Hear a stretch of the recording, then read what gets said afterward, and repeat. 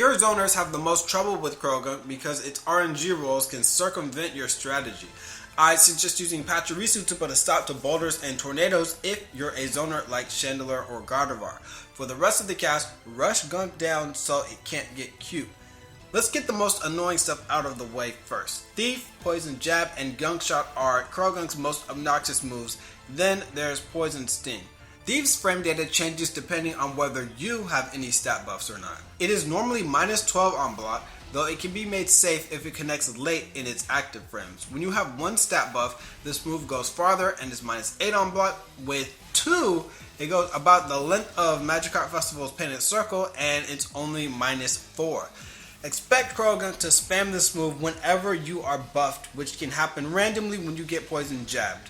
Ideally, sidewalk to make this move whip, or if you have good aerial attacks, preemptively use those as well. They double to avoid poison jab, which is a mid-low. Poison jab has frame 1 red armor and is minus 12 on block. Don't let them get away with that. It also doesn't start up too fast, so you can use meaties that would be able to avoid command counters on this move as well. In field phase, many meaty attacks like Sidewise from Mewtwo and Shadow Mewtwo can stop this, since they'll put it in hit stop and allow you to block.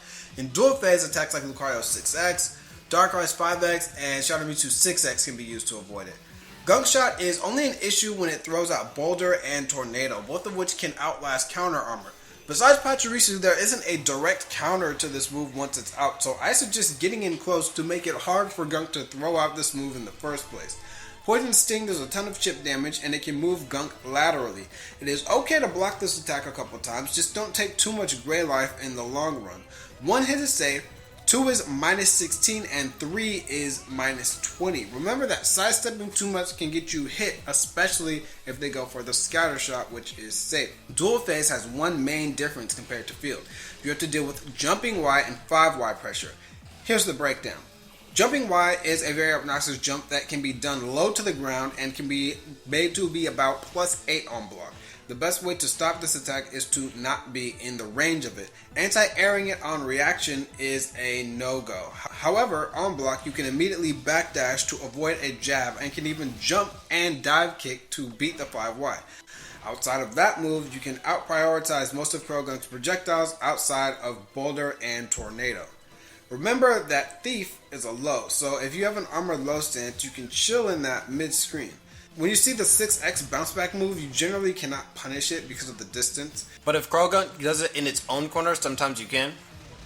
And when Croagunk falls from the sky with this move, it is not safe.